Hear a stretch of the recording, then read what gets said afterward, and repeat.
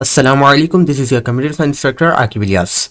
Let's begin with the chapter number 2 of ECAT series, that is information networks. ठीक है, इसमें हमारा सबसे पहला एमसीक्यूज आ रहा है कि which network is limited to a single building or a small group of buildings. ठीक है, तो बात याद रखिएगा कि स्मॉल जियोग्राफिकल एरिया के लिए जो हमारे पास नेटवर्क यूज होता है, स्मॉल जियोग्राफिकल एरिया के लिए जो नेटवर्क यूज होता है डेट इज लेन, और लेन की फुल फॉर्म होती है लोकल एरिया नेटवर्क। ठीक है, तो यहाँ पर हमारे पास सही एग्जांपल क्या आ रही है, सही आंसर क्या हो रहा है, लेन। ठीक है, स्मॉल जियोग्राफिकल एरिया या फिर स्मॉल ग्रुप ऑफ बिल्डिंग्स के लिए।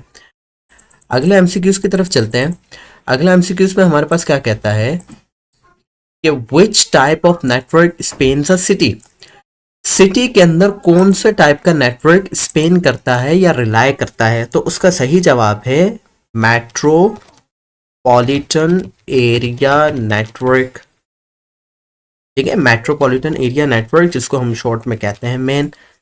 सही ऑप्शन है हमारे पास सी।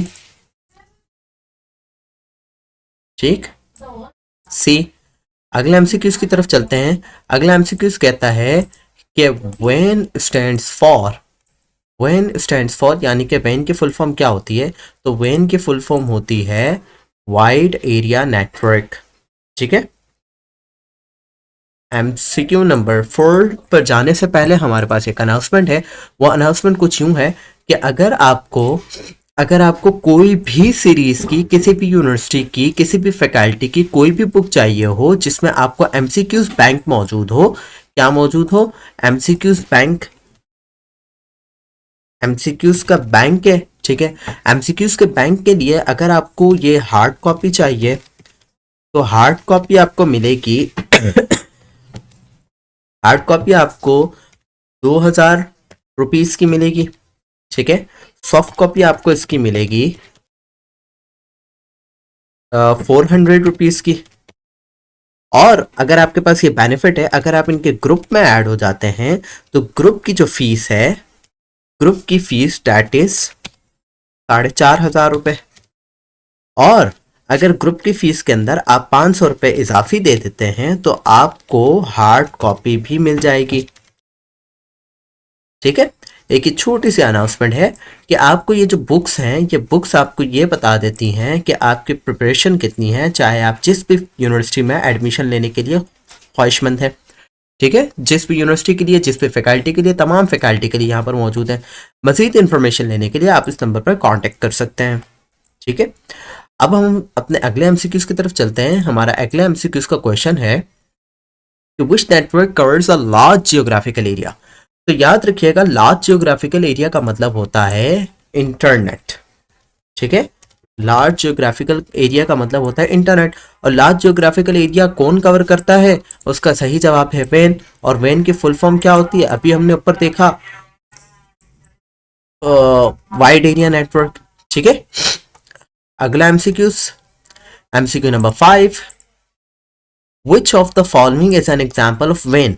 वेन की एग्जाम्पल क्या है, अभी मैंने ऊपर बता दिया, तो इसका जवाब क्या है यहाँ पर, इंटरनेट।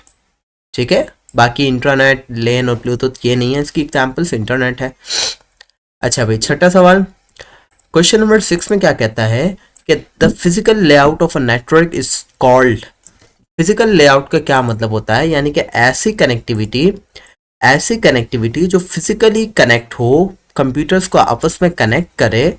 ठीक है, यहाँ पर पेरिफेरल डिवाइसेस हैं, कंप्यूटर्स को आपस में कनेक्ट करे, उसको हम कहते हैं टोपोलॉजी। ठीक है, इसका करेक्ट आंसर है टोपोलॉजी। प्रोटोकॉल अलग है, इंटरनेट अलग है, आर्किटेक्चर अलग है, topology is the correct answer. Let's move on the MCQ number 7। MCQ number 7 का सवाल ये है कि इन विच टोपोलॉजी और all devices connected to a central hub. ऐसी कौन सी टोपोलॉजी है जिसके अंदर तमाम डिवाइसेस सेंट्रल हब के साथ कनेक्टेड है। जैसे कि यहाँ पर मिसाल के तौर पर आप ले लें, एक हब है। ठीक है, एक हब है जिसके साथ सारी डिवाइसेस मजीद कनेक्टेड है। तो अगर आप इस स्केच को भी देखें, इस स्केच को देखें, तो ये आपको कुछ स्टार नुमा स्केच नजर आ रहा है। ठीक है, तो इसका सही जवाब क्या है, यानी कि स्टार टोपोलॉजी वो टोपोलॉजी है स्टार टोपोलॉजी वो टोपोलॉजी है कि जिसके अंदर आपके तमाम डिवाइसेस एक हब के साथ कनेक्टेड होती हैं। ठीक है, let's move on the MCQ number 8। MCQ number 8 क्या कहता है कि which topology is most reliable but expensive. अच्छा भाई, मोस्ट रिलायबल की बात हो रही है। मोस्ट रिलायबल से क्या मुराद है? अब हम यहाँ पे पहले सबकी बात कर लेते हैं। स्टार हमने ऊपर देख लिया, रिंग कुछ इस तरीके की होती है, ठीक है, जिसके साथ सारे आपस में कनेक्टेड होते हैं, जिसकी कोई एक डायरेक्शन होती है, या तो फिर क्लॉकवाइज चलती है या तो फिर ये एंटी क्लॉकवाइज चलती है। ठीक है, और बस क्या होती है, एक स्ट्रेट लाइन की तरह चलती है। मैश क्या है? मैश के अंदर जितनी भी डिवाइसेस होती हैं, ये आपस में इंटरकनेक्टेड होती हैं। ठीक है, आपस में सारी एक दूसरे के साथ जुड़ी हुई होती हैं। ये मैश टोपोलॉजी है। जैसे कि ये भी कनेक्ट आपस में और ये भी कनेक्ट। ये वाली जो टोपोलॉजी है ये मैश टोपोलॉजी है। अब मैश टोपोलॉजी क्या कह रहा है कि most reliable in the sense कि रिलायबिलिटी से मुराद ये है कि अगर एक वायर, एक कनेक्शन डिसकनेक्ट हो जाता है, एक तरफ से उसका कनेक्शन लॉस हो जाता है, तो बाकी दो कनेक्शन उसके यहाँ मौजूद है जो कि उसको कनेक्शन प्रोवाइड करेंगे। ठीक इसी तरीके से बाकी सिस्टम्स के साथ भी है, बाकी डिवाइसेस के साथ भी है। इस वजह से यहाँ पे मोस्ट रिलायबल। और अगर हम बात देखें तो मोस्ट एक्सपेंसिव, तो एक्सपेंसिव यहाँ पर क्यों कहना चाह रहा है? एक्सपेंसिव से मुराद ये है कि एक आपकी डिवाइस 3 कनेक्शंस ले रही है, यानी 3 एक्स्ट्रा वाइसेस के साथ लग रही है, 2 एक्स्ट्रा लग रही है, एक तो उसका अपना कनेक्शन है, इस वजह से ये एक्सपेंसिव है। तो यहाँ पर सही जवाब क्या है? इसका सही जवाब है मैश टोपोलॉजी। ठीक है, मैश टोपोलॉजी क्यों? क्योंकि ये इसकी कनेक्टिविटी मैश की कुछ इस तरीके से होती है। ठीक है, मैश की कनेक्टिविटी कुछ इस तरीके से होती है और इसके अंदर तमाम डिवाइसेस आपस में इंटरकनेक्टेड होती हैं। ठीक है, इस वजह से इसको मोस्ट रिलायबल कहा जाता है कि एक डिवाइस अगर आपकी ख़राब हो जाती है, ये वाली ख़राब हो गई है, बाकी डिवाइसेस से आपका कनेक्शन बना रहता है। ठीक है, let's move on the MCQ number 9। MCQ number 9 में क्या कहता है कि in which topology does data travel in one direction only. ठीक है, इसको अब समझिएगा, एक डायरेक्शन में कौन सी टोपोलॉजी के अंदर डेटा जाता है। अच्छा भाई, अगर हम यहाँ पर देखें तो हमने देखा अब तक रिंग टोपोलॉजी कुछ इस तरीके की होती है। ठीक है, जिसके अंदर सारे डिवाइसेस कनेक्टेड होती हैं। अब रिंग टोपोलॉजी को समझिएगा, या तो डेटा यहां से इस सिस्टम से लेकर इस सिस्टम तक जाएगा, ठीक है, या तो डेटा कुछ ऐसे ट्रांसफर करेगा, या फिर डेटा कुछ ऐसे ट्रांसफर करेगा कि नीचे वाले सिस्टम से लेकर ऊपर वाले सिस्टम की तरफ जाएगा। इन दोनों डायरेक्शंस में डेटा ट्रांसफर हो सकता है, लेकिन एक वक्त में एक, यानी कि क्लॉकवाइज या फिर एंटी क्लॉकवाइज डेटा ट्रांसफर होगा। तो यहां पर अगर हम अपना एमसीक्यूज देखें तो एमसीक्यूज में क्या कहता है कि कौन सी टोपोलॉजी जिसमें डेटा सिर्फ एक डायरेक्शन में ट्रांसफर हो रहा है, data travel in one direction only, तो इसका जवाब क्या है? Ring topology. क्योंकि रिंग के अंदर या तो डेटा क्लॉकवाइज ट्रांसफर होता है या फिर एंटी क्लॉकवाइज ट्रांसफर होता है। ठीक है, एमसीक्यू नंबर 10। एमसीक्यू नंबर 10 में क्या कहता है कि which topology uses a single cable to connect all nodes. ठीक है, कौन सी टोपोलॉजी सिंगल केबल लेते हुए तमाम नोड्स को कनेक्ट करती है? तो अगर हम स्टार देखें तो ये तो हब के साथ कनेक्ट होती है, रिंग देखें ये तो सर्कल बनाती है, बस देखते हैं, बस एक ये सिंगल केबल है। ठीक है, इसके साथ तमाम नोड्स आपस में इंटरकनेक्टेड है। तो सही जवाब क्या है इसका? बस है, बस टोपोलॉजी। हमने इसको मार्क कर दिया। MCQ number 11। एमसीक्यू नंबर 11 का कंटेंट है, इसमें ये कहता है कि what is the main purpose of a communication protocol. अच्छा भाई, कम्युनिकेशन प्रोटोकॉल का मतलब क्या है? कम्युनिकेशन क्या होती है? कम्युनिकेशन ये होती है कि आपका डेटा सेंडर टू रिसीवर जाए,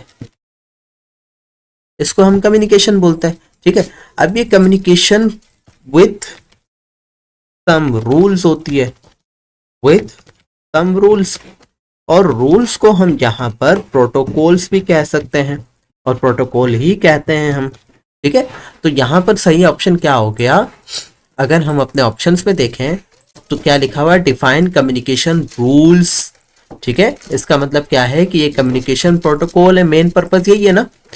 प्रोटोकॉल का मतलब मकसद यही है कि वो अपने कम्युनिकेशन रूल्स को डिफाइन कर सके, कैसे आपने कम्युनिकेशन करनी है। हर डेटा को ट्रांसफर करने का अपना अपना रूल होता है। एमसीक्यू नंबर 12, एमसीक्यू नंबर 12 में क्या लिखा है कि which of the following is a protocol, इनमें से कौन सा प्रोटोकॉल है। हम क्या करते हैं कि हम सब की फुल फॉर्म भी लिख लेते हैं। IP stand for internet protocol, ठीक है। और इसके अलावा रोम stand for read only memory, read only memory, सही है। और टीसीपी आईपी का क्या मतलब होता है, टीसीपी मतलब होता है ट्रांसमिशन कंट्रोल प्रोटोकॉल, और साइड पे स्लैश आईपी यानी कि इंटरनेट प्रोटोकॉल, ठीक है। तो यानी कि हमारे पास क्या पूछा है कि which of the following is a protocol, हमने क्या बताना है प्रोटोकॉल क्या है। तो अगर हम अपने ऑप्शंस में देखें तो आईपी भी एक प्रोटोकॉल है, टीसीपी आईपी भी प्रोटोकॉल है। तो सही आंसर इसका क्या है कि both, both A and C. MCQ number 13, IP stand for पूछ रहा है, हमने ये अभी देख चुके हैं कि आईपी स्टैंड फॉर क्या होता है, इंटरनेट प्रोटोकॉल। बाकी ऑप्शंस इसके गलत हैं। अगला एमसीक्यू नंबर 14, एमसीक्यू नंबर 14 में कहता है कि which protocol ensures reliable communication over a network, ठीक है। नेटवर्क के ऊपर कौन सा प्रोटोकॉल रिलायबल कम्युनिकेशन रखता है। तो इसका जो सही जवाब है ना, अगर हम अपने बाकी ऑप्शंस को देखें तो आईपी इंटरनेट प्रोटोकॉल है, ट्रांसमिशन कंट्रोल प्रोटोकॉल है, एचटीटीपी हाइपरटेक्स्ट ट्रांसफर प्रोटोकॉल है, एफटीपी फाइल ट्रांसफर प्रोटोकॉल है। इसका सही जो जवाब है वो है टीसीपी, ट्रांसमिशन कंट्रोल प्रोटोकॉल। क्यों ट्रांसमिशन कंट्रोल प्रोटोकॉल, क्योंकि यहां पर यही बात हो रही है कि ओवर अ नेटवर्क ये रिलायबल कम्युनिकेशन को सपोर्ट करता है, ठीक है। नेटवर्क के ऊपर ये रिलायबल कम्युनिकेशन को सपोर्ट करता है। अच्छा जी, इसके बाद हम अपने अगले एमसीक्यूज की तरफ चलते हैं कि कहता है कि HTTP, what does HTTP stands for. HTTP अभी मैंने पीछे बताया, हाइपर टेक्स्ट ट्रांसफर प्रोटोकॉल, ये रहा number one hypertext transfer protocol. MCQ number 16 में क्या कहता है कि which protocol is use to transfer files over the internet. कौन सा प्रोटोकॉल फाइल्स के लिए यूज होता है, फाइल्स के लिए कौन सा प्रोटोकॉल होता है। तो इसके लिए जो प्रोटोकॉल यूज होता है that is file transfer protocol, ठीक है। सही आंसर एफटीपी, जिसको हम शॉर्ट में कहते हैं FTP. MCQ number 17, MCQ number 17 में क्या कह रहा है कि what is the full form of ISP. ISP की फुल फॉर्म क्या होती है। हम पहले सारे ऑप्शन देख लेते हैं। इंटरनेट सिस्टम प्रोवाइडर नहीं, इंटरनेट शेयरिंग प्रोटोकॉल नहीं, इंटर सिस्टम प्रोटोकॉल नहीं। तो सही ऑप्शन क्या है, इंटरनेट सर्विस प्रोवाइडर, सही है। अगले एमसीक्यू की तरफ मूव ऑन होते हैं।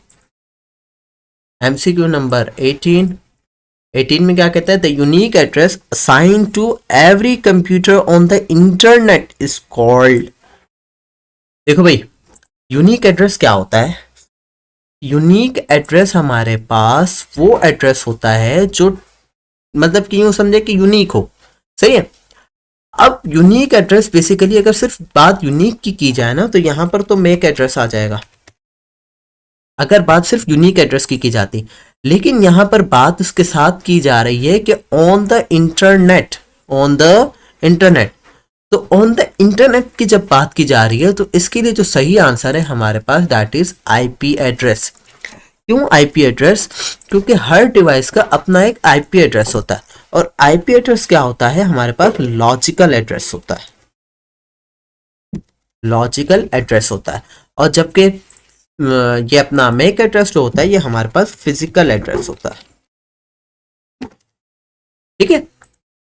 ये दोनों के दरमियान में डिफरेंस है। अगर हमसे सिर्फ पूछता कि यूनिक एड्रेस बताओ किसी भी कंप्यूटर का, यहाँ तक होता तो हम यहाँ पे डायरेक्टली मेक एड्रेस आंसर लगा देते, लेकिन उसने पूछा कि ऑन द इंटरनेट, तो इंटरनेट पर जो है वो आईपी एड्रेस होता है।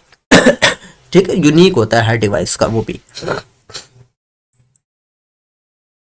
एमसीक्यू नंबर 19 में क्या कहता है कि a modem is used to, modem किन चीजों से मिलकर बनता है, तो मोडेम मॉड्यूलेटर, मोडेम का काम क्या है वो बता रहा हूं, डी मॉड्यूलेटर। ठीक है, मोडेम का ये दो काम है, ये दो काम करने वाले डिवाइस को हम मोडेम कहते हैं। अब मॉड्यूलेटर का मतलब क्या होता है कि आपके डिजिटल सिग्नल्स को डिजिटल टू एनालॉग कन्वर्ट करें और एनालॉग को डिजिटल में कन्वर्ट करें। ये काम आपका हो गया मॉड्यूलेटर का, और ये काम आपका हो गया डीमॉड्यूलेटर का। सही है, ये दोनों काम इसके होते हैं, यानी कि ये करने वाला काम किसका है, मोडेम का काम है ये। अब मोडेम यहाँ पर एमसीक्यूज में क्या बोलता है, कनेक्ट प्रिंटर्स तो नहीं, convert analogue to digital and vice versa. Vice versa का मतलब होता है वापस दोबारा से, जैसे कि अब डिजिटल टू एनालॉग, तो ये दोनों काम किसके हैं, मॉड्यूलेटर डीमॉड्यूलेटर फंक्शन क्या करता कौन है, मोडेम करता है। सही आंसर क्या है, convert analogue to digital signal and vice versa. जी, एमसीक्यू नंबर 20 में क्या कहता है कि which device connects to different networks. अच्छा जी, दो डिफरेंट नेटवर्क्स को कौन सी डिवाइस कनेक्ट करती है। अगर हम हब देखें तो हब का तो ये काम नहीं है, वो तो पोर्ट्स फ्राहम कर रही होती है सबको। स्विच देखें तो स्विच तो एक जस्ट लाइक एक्सटेंशन के, वो एक्सटेंड कर रहा होता है नेटवर्क को। इसके बाद है राउटर, तो राउटर यहाँ पर सही जवाब है। राउटर क्यों है, पहले मैं इसको मार्क कर लूँ, राउटर क्यों है, क्योंकि राउटर आपके डिफरेंट नेटवर्क्स जैसे कि आपके वेन यानी कि वाइड एरिया नेटवर्क को कनेक्ट करता है किससे, लोकल एरिया नेटवर्क से, जिसकी मदद से आपको इंटरनेट मिल रहा होता है। ठीक है, इसलिए यहाँ पर बात की गई है कि दो डिफरेंट नेटवर्क्स। ठीक है, अगले एमसीक्यूज की तरफ चलते हैं। एमसीक्यू नंबर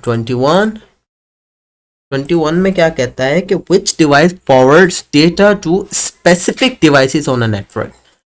अब देखें भाई, कह रहे कौन सी डिवाइस जो है फॉरवर्ड करती है डेटा को किसी स्पेसिफिक डिवाइस की तरफ, किसी स्पेसिफिक डिवाइस की तरफ। तो भाई हब क्या है, हब तो सबके लिए ना, हब एक बेसिकली ब्रॉडकास्ट है, और ब्रॉडकास्ट क्या होता है, वो सबके लिए होता है। लेकिन स्विच जो है, स्विच एक एक्सटेंशन है। क्या है, एक एक्सटेंशन है। जैसे मिसाल के तौर पर आपका नॉर्मल जो बोर्ड होता है, एक्सटेंशन बोर्ड होता है, उस एक्सटेंशन बोर्ड से आप क्या करते हो, यहाँ पर बटन लगा हुआ है तो आप किसी स्पेसिफिक रूम की लाइट ऑन होगी। ठीक है, किसी स्पेसिफिक रूम की लाइट ऑन होगी। सेम इसी तरीके से किसी स्पेसिफिक चीज को आपने नेटवर्क प्रोवाइड करना हो तो वहां पर किसके जरिए से प्रोवाइड होगा, स्विच के जरिए से प्रोवाइड होगा। ठीक है, अगले एमसीक्यू की तरफ चलते हैं। अगला एमसीक्यू क्या कहता है कि what is the function of a hub. Hub मैंने पीछे बताया कि हब क्या करता है, ब्रॉडकास्ट करता है। तो सही आंसर हमारे पास क्या नजर आ रहा है, ये रहा C, broadcast data to all nodes. ठीक है, एमसीक्यू नंबर 23, एमसीक्यू नंबर 23 का कंटेंट है कि which of the following is not a transmission medium. ठीक है, ट्रांसमिशन मीडियम का मतलब क्या होता है कि ट्रांसफर करना या ट्रांसफर होने के लिए कोई जरिया अपनाना, ट्रांसफर होने के लिए कोई जरिया अपनाना is known as transmission medium. ठीक है, ट्रांसमिशन मीडियम ये होता है। अब यहां पर हमसे पूछ रहा है कि कौन सा नहीं है, तो फाइबर ऑप्टिक केबल ये वायर्ड ट्रांसमिशन मीडियम है, कोएक्सियल केबल ये भी वायर्ड है, ये वायरलेस है। तो अगर मैं यहाँ पर इसको यहाँ पर लिख दूं, ये वायर्ड है। ठीक है, ये दोनों यहाँ पर वायर्ड है, और ये क्या है, वायरलेस है। जबकि ये क्या है, सीपीयू, सीपीयू तो एक चिप है, तो चिप यहां पर क्या है, ट्रांसमिशन मीडियम नहीं है। ये सही आंसर है इसका। अगले एमसीक्यूज की तरफ चलते हैं। अगला एमसीक्यूज में क्या लिखा है कि which transmission medium uses light signals.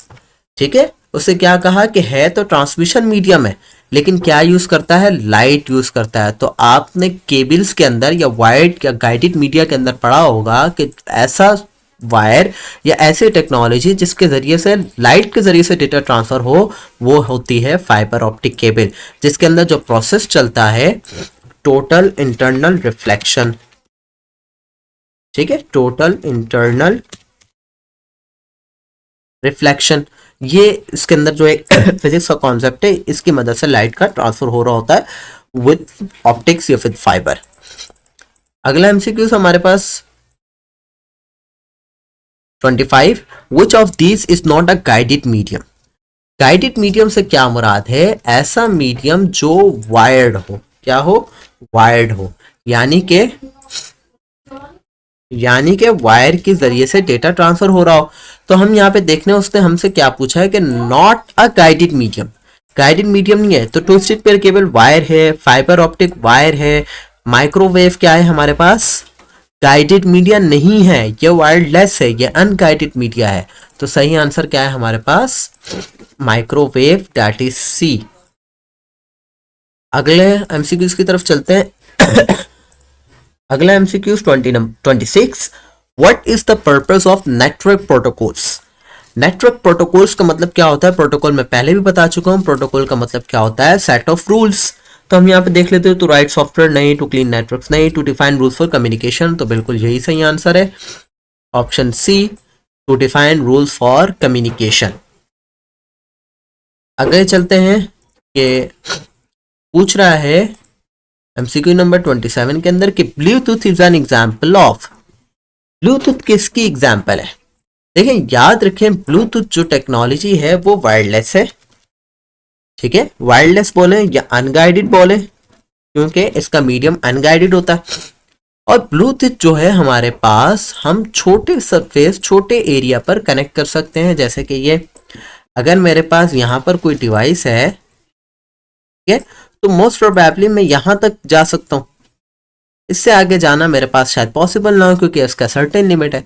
तो ऐसी कनेक्टिविटी जो कम रेंज में हो, जो कम सरफेस पे हो, जो कम जियोग्राफिकल एरिया में हो, उसको हम कहते हैं लेन लोकल एरिया नेटवर्क, और ब्लूटूथ भी उसी की एक टाइप है। अच्छा जी, अगले एमसीक्यू की तरफ चलते हैं। MCQ number 28, which device is used to regenerate signals or long distances।